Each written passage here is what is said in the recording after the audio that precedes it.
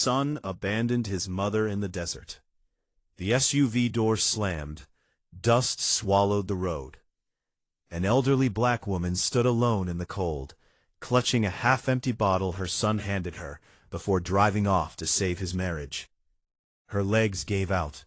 She collapsed, crying, certain this was where she would die. Headlights cut through the dark and slowed. A man stepped out and said one sentence that changed everything. Before we go any further, we'd love for you to hit that subscribe button. Your support means the world to us, and it helps us bring you even more powerful stories. Now, let's begin. Christmas Eve had a way of exposing people. Ruth Walker, 72, sat in the back seat of a silver SUV, hands folded over a cracked bottle of water. The heater warmed the front seats, not hers. Cold air pulled around her ankles. Her son Darren drove with both hands locked on the wheel. He wore the kind of jacket Ruth used to iron before he made it. Beside him, his wife Melissa scrolled her phone with an angry thumb. They had picked Ruth up from the small apartment Darren paid for and complained about like it was charity.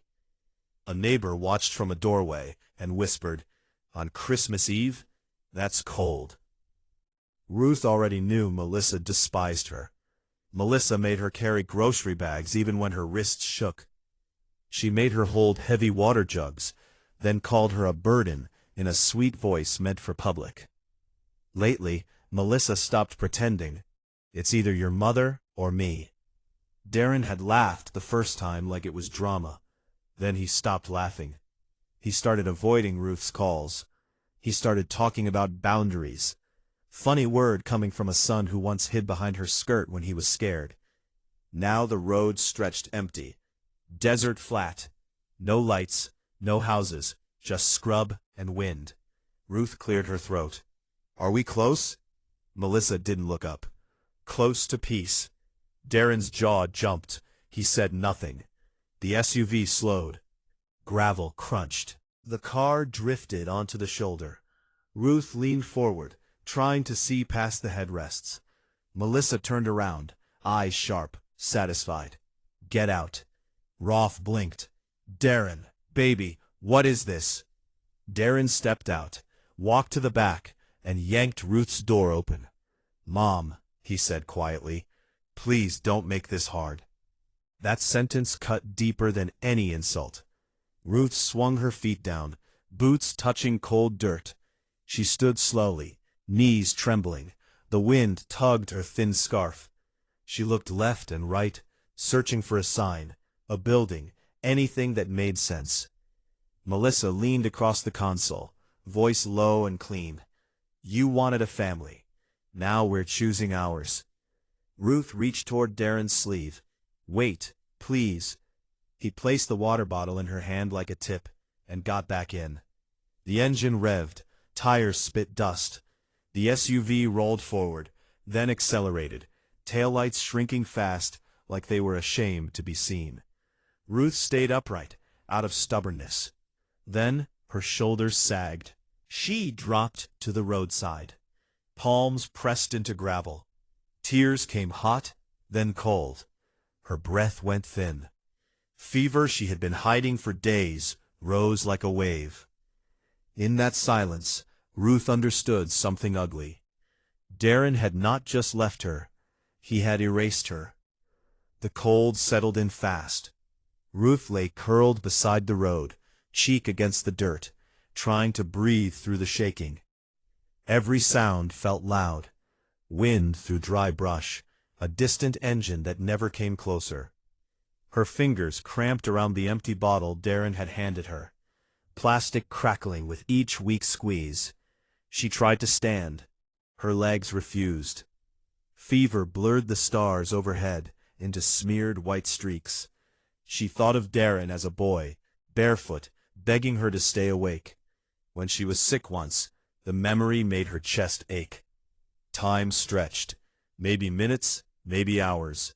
Headlights appeared. At first, Ruth thought it was imagination, the way hope tricks you when you are desperate. Tires hummed against gravel. A dark SUV pulled over several yards ahead. A man stepped out. He hesitated, scanning the road, then spotted her shape on the ground. He jogged over, breath sharp in the cold. "Ma'am, hey, can you hear me?" His voice was steady but careful, like he was afraid of breaking something already fragile. He crouched, coat brushing the dirt, and touched her shoulder. Ruth flinched. "I'm not here to hurt you," he said quickly. "I just saw you," she tried to answer. Only a rasp came out. The man swore under his breath. He slid an arm behind her back, lifting slowly, testing her weight. Ruth smelled clean fabric and coffee. Real warmth. "My name's Daniel," he said. "You're freezing." He guided her into the SUV, wrapped a blanket around her shoulders, and turned the heater high. Ruth slumped against the seat, eyes half closed. She noticed the car was spotless, but empty. No toys, no bags, no signs of a family. Daniel handed her water, this one sealed. She drank too fast and coughed. He waited, patient, staring at the road like he was giving her privacy. "I don't have anywhere to take you, except my place," he said. "Hospital's over an hour back." Ruth nodded faintly. Anywhere was better than dying unseen. The house sat alone behind iron gates. Big, quiet, lit only in a few rooms. Inside, Daniel moved with awkward purpose, like someone unused to guests. He helped Ruth onto a couch, piled blankets on her, then called a doctor friend who owed him favors. As the fever broke, Ruth drifted in and out. She heard Daniel pacing, heard him mutter, "Not again," like the night had reopened an old wound. Later, soup touched her lips. Daniel held the bowl, hands steady. A framed photo sat on the table. A smiling woman, a little girl missing a front tooth. Ruth followed his gaze. "My wife and daughter," he said softly. "Car accident, 3 years ago." Silence filled the room, thick but shared. Ruth reached for the photo with shaking fingers. She did not ask questions. She simply nodded the way mothers do when grief needs space. Daniel noticed his shoulders dropped a little. "You can stay," he said after a moment. "As long as you need," Ruth whispered. "Thank you," voice raw but certain. For the first time since the SUV disappeared, her breathing slowed. Outside, the wind passed without her. Inside, a door that had been closed for years remained open. The clock ticked past midnight. Christmas arrived quietly, unnoticed, but not unwitnessed. Neither of them spoke its name, yet both felt it settle into the room. Like a promise, unsaid, but real. Still, morning arrived without ceremony. Ruth woke on the couch, confused by warmth. Real warmth. Sunlight cut through tall windows and landed on the blanket tucked around her shoulders. For a second, she panicked, reaching for the edge, expecting dirt and gravel. Instead, her fingers brushed soft fabric. She sat up slowly. The house was quiet, but not empty. Somewhere deeper inside, a kettle clicked off. Footsteps followed. Daniel appeared in the doorway holding 2 mugs. He froze when he saw her awake, then relaxed. "You scared me," he said, trying to sound casual. Ruth managed a small smile. "I'm still here." He handed her a mug. "Ta, honey, the good kind." She cradled it like something sacred.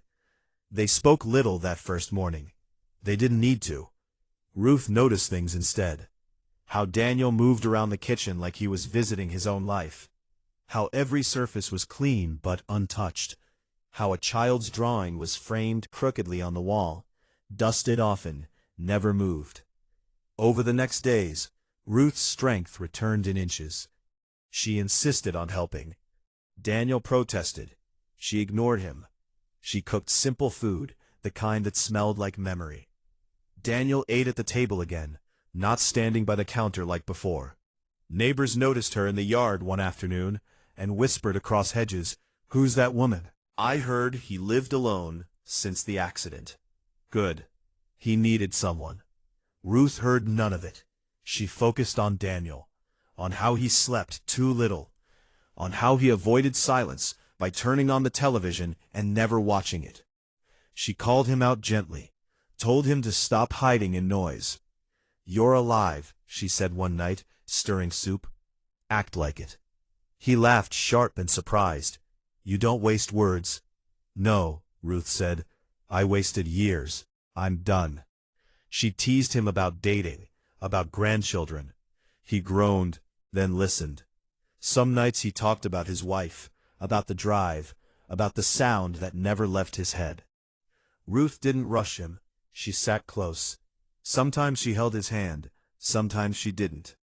Slowly, Daniel changed. He shaved regularly, answered calls, let friends back in. He took Ruth to the grocery store and introduced her without explanation. People smiled at him differently.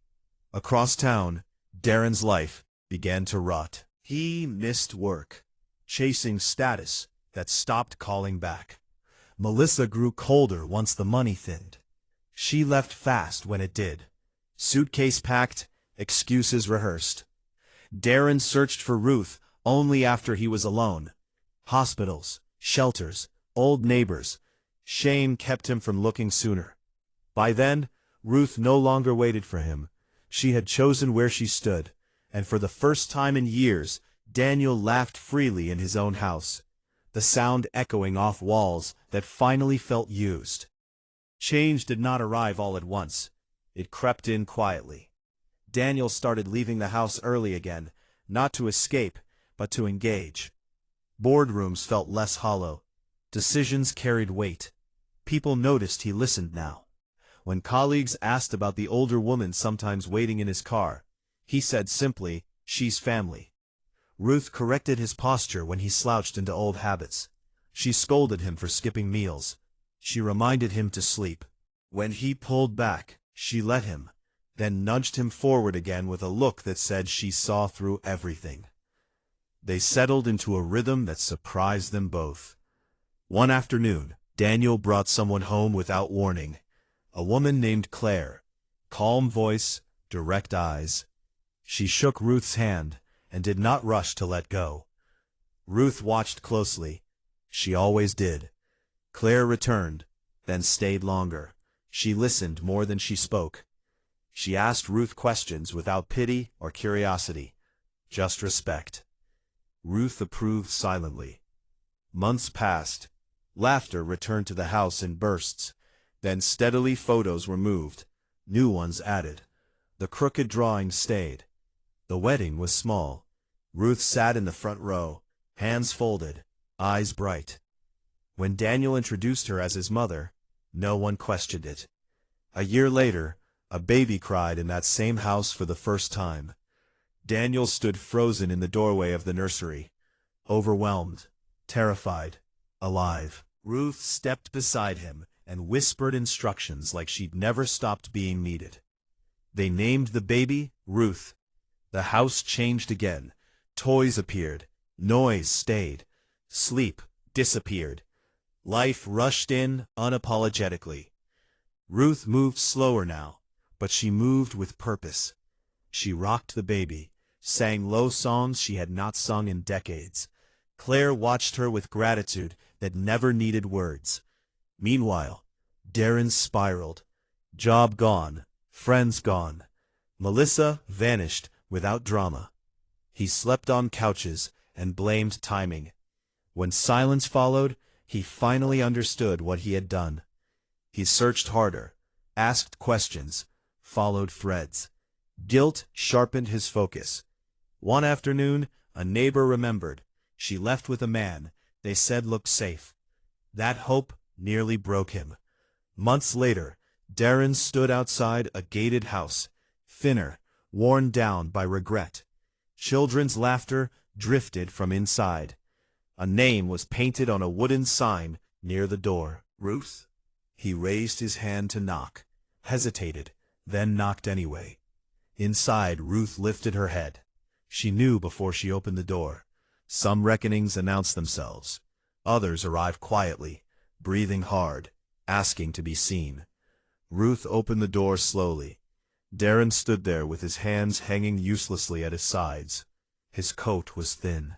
His eyes darted past her into the house, taking in warmth, light, a life he no longer recognized. For a moment, neither spoke. "I've been looking for you," he said finally. His voice cracked halfway through the sentence.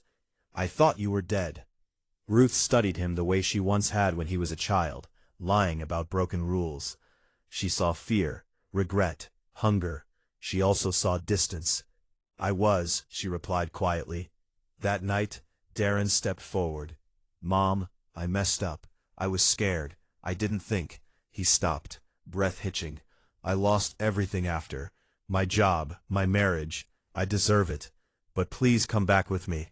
Behind Ruth, the baby cried. Claire moved past, scooping the child up, without looking at Darren. Daniel appeared in the hallway, calm, present, waiting. Ruth turned back to her son. She reached out and touched his cheek. Darren flinched like he expected a slap. None came. "I forgive you," she said. "You're my son. That doesn't change." Relief flooded his face. "Thank you," he whispered, "but I'm not coming with you." The words landed clean and final. "This is my home," Ruth continued. "These are my people. I was chosen here. I was respected here. I will not return to a place where I had to beg to exist." Darren's shoulders sagged. He nodded slow, understanding too late. "I hope you heal," Ruth said. "I really do." She stepped back and closed the door gently. Inside, Daniel handed her the baby. The child quieted instantly, tiny fingers curling around Ruth's sleeve. Ruth smiled, rocking her, humming low. Outside, Darren stood alone, staring at a life that had moved on without him. Inside, laughter rose. Plates clinked. A family gathered around a woman who had been abandoned and survived. Not because she was rescued, but because she was finally chosen. If this story reminded you that loyalty reveals itself in moments of choice, don't scroll past it. Respect the people who stood by you before you had anything to offer. If this story moved you, subscribe for more real stories about consequences, redemption, and the families we choose when blood fails.